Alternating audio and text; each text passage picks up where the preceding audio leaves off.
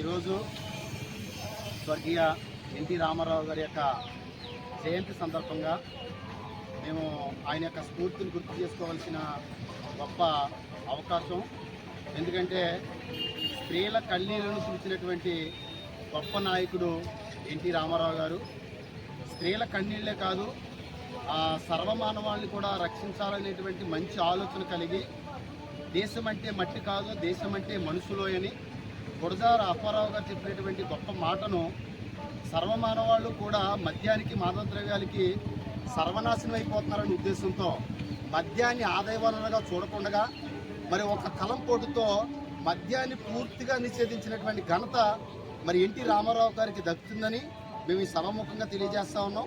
ఆయన మన మధ్యలో లేకపోయినప్పటికీ ఆయన ప్రజలను పరిపాలించారే తప్ప కానీ ప్రజల చేత తాగించలేదు. ఎందుకంటే కనుక ఈరోజు ఆయన మన మధ్యలో లేకపోవడం చాలా మరి దురదృష్టకరం.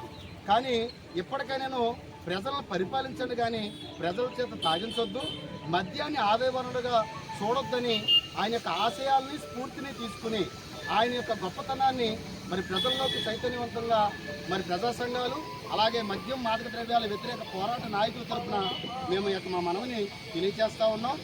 ఆయన చేసినటువంటి స్ఫూర్తిలో ఆయన చేసినటువంటి గొప్ప మరి ఉద్యమం ఏంటంటే కనుక ఒక కలంపోటుతో మద్యాన్ని ఆంధ్రప్రదేశ్ అంతటా కూడా నిషేధించినటువంటి ఘనత ఆయనకే దక్కుతుందని మరి మద్యం మాదక ద్రవ్యాల వ్యతిరేక పోరాట నాయకుల తరఫున ప్రజా సంఘాల తరఫున మేము తెలియజేస్తా ఉన్నాం. ఈ శక్తిని గౌరవించిన ఎన్టీఆర్, ఈ శక్తిని గౌరవించిన ఎన్టీఆర్, ఈ శక్తిని గౌరవించిన ఎన్టీఆర్, ఈ శక్తిని గౌరవించిన ఎన్టీఆర్.